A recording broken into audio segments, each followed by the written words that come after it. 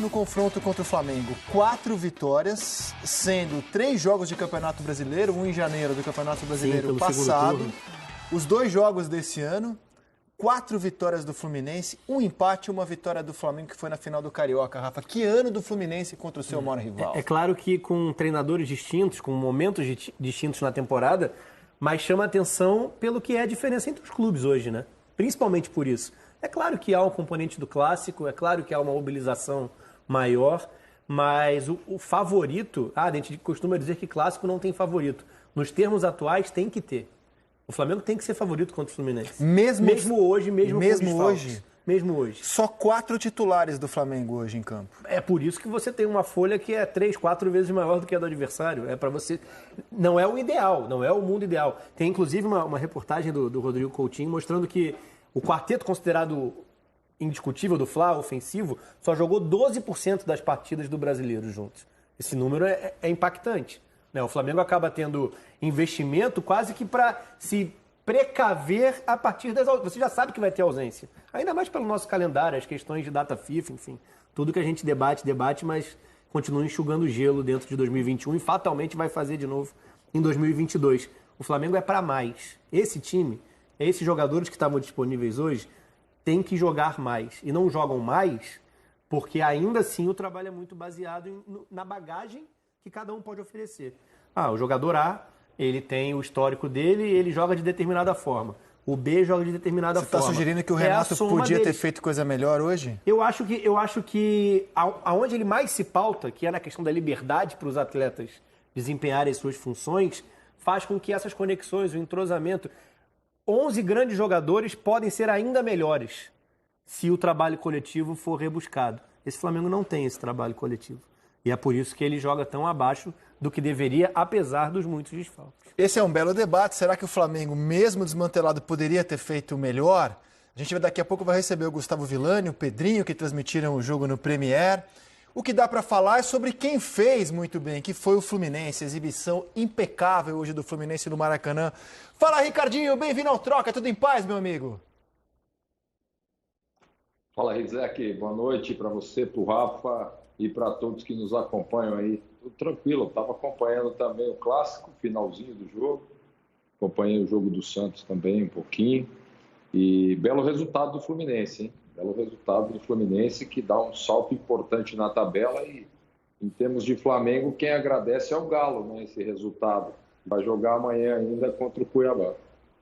Não, e no outro fim de semana tem Atlético Mineiro e Flamengo. Você acha exagero dizer que pode definir o título, ou pelo menos tirar o Flamengo da briga do título se o Atlético Mineiro ganhar amanhã do Cuiabá e derrotar o Flamengo no outro domingo, vai ficar uma diferença grande para tirar. Então, mas aí eu acho que se define a briga pelo título, porque não é só o Flamengo. Eu não vejo o Palmeiras com força para atacar o Galo. Fortaleza, que hoje é o segundo colocado? Depende muito de como vai ser essa reta final, porque já passou por momentos de instabilidade no meio do brasileiro e que é completamente natural para o que é o teto, né? Na verdade, o Fortaleza ultrapassou em muito o teto dele na própria temporada, mas há um limite, né? E eu acho difícil que a gente veja esse Fortaleza buscar o Atlético. Seria o Palmeiras ou o Flamengo. Hoje, só o Flamengo, já não vejo mais o Palmeiras, que ainda vai ter que lidar com o seu trabalho, né, a sua organização para a final da Libertadores, que é o que sobra como grande objetivo na temporada. Mas não só por isso, Zé, que tem essa questão da vitória, né, da possível vitória do Galo na rodada, abrindo mais a distância, tem um confronto direto e tem os jogos adiados do Flamengo na mesma semana, logo na sequência. O Flamengo joga contra o Galo no sábado e já joga, se não me engano, terça, quinta e domingo. Terça, né? Sexta e segunda. Terça, sexta e segunda, desculpa, para poder caber as distâncias mínimas, né, entre os jogos. É bem emblemático, é bem pesada a situação do Flamengo. Olha, o Atlético Mineiro, 56 pontos, amanhã encara o Cuiabá com 26 jogos. Fortaleza chegou hoje a 40, aliás, belíssima vitória do Fortaleza sobre o Atlético, principalmente porque ele vem de uma paulada na Copa do Brasil no meio da semana, chegou a 48 Finalzinho pontos de jogo, tá com 3-0, em 28 jogos. O Flamengo estaciona em 46 pontos, 25 jogos, e o Palmeiras 46 pontos, 27 jogos. O Fluminense, ele vai a 39 pontos em 27 jogos. De novo, o Fluminense brigando por uma vaga na Libertadores. E para a gente falar sobre a belíssima vitória tricolor, eu falei de atuação impecável. Será que o narrador e o comentarista da transmissão do Premier concordam com o adjetivo, acrescentam outros. Fala, Villani, bem-vindo ao Troca, tudo em paz? Tudo bem, Rizek? Um abraço para você, para o Rafa, Ricardinho, para todo mundo ligado. Não, eu acho que foi uma atuação impecável para um time que se conhece, mesmo com um Flamengo muito desfalcado. O Fluminense se propôs a defender desde o apito inicial, especular um ataque, né, ou um contra-ataque para chegar ao gol e fez 3. Eu queria dar um destaque, assim, para o personagem, análise tática, técnica. Temos aqui 3 grandes especialistas para falar do jogo em si, mas eu fico aqui tentando alcançar, Rizek, o que vive o John Kennedy, né? 19 anos, primeiro Fla-Flu dele como titular, 2 gols. E como o Fluminense, que você disse, né, tem brigado em mais de uma temporada por vaga direta na Libertadores, foi até as quartas de final, perdeu para o Barcelona, né, nessa atual temporada.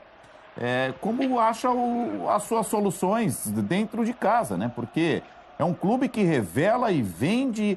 O Kennedy, por exemplo, que entrou no Flamengo na segunda etapa, rendeu um CT ao Fluminense, quando vendido ao Chelsea. Né? Hoje é jogador do Flamengo. E assim vai, não para. Outro dia saiu o Marcos Paulo. Agora já tem o John Kennedy pintando, o Luiz Henrique se firmando, né? Ambidestro, ganhando confiança, serviu ao companheiro no segundo gol. Quer dizer, o Marcos Felipe, goleiro, que fez essa defesa importantíssima, é feito em Xerém também. É uma escola espetacular. E eu só queria discordar dos amigos na briga, na matemática, né, sobre Campeonato Brasileiro. Eu ainda não entendi as opções do Renato. Eu acho que ele abriu mão do campeonato antes da bola rolar. E não é só em função da dificuldade que ele tem de escalar a equipe, em função de data FIFA, seleções convocando jogadores titulares, lesões, etc. e tal. Hoje, não colocar Vitinho e Arão de largada foi uma opção do Renato. Por quê? Eu vou tentar entender aqui com Pedrinho, Ricardinho e Rafa. Boa noite, Pedrinho. Beleza? O Guguinha tá com a gente aí direto, Rizek, Rafa, Ricardinho. Cara, a questão do Vitinho e do Arão, assim, eu vou esperar a entrevista, né? Porque ele pode falar que foi um respaldo fisiológico que mandou segurar os caras um pouco e usar, se necessário, durante a partida. Vou acreditar nisso. E aí ele opta por uma outra formação.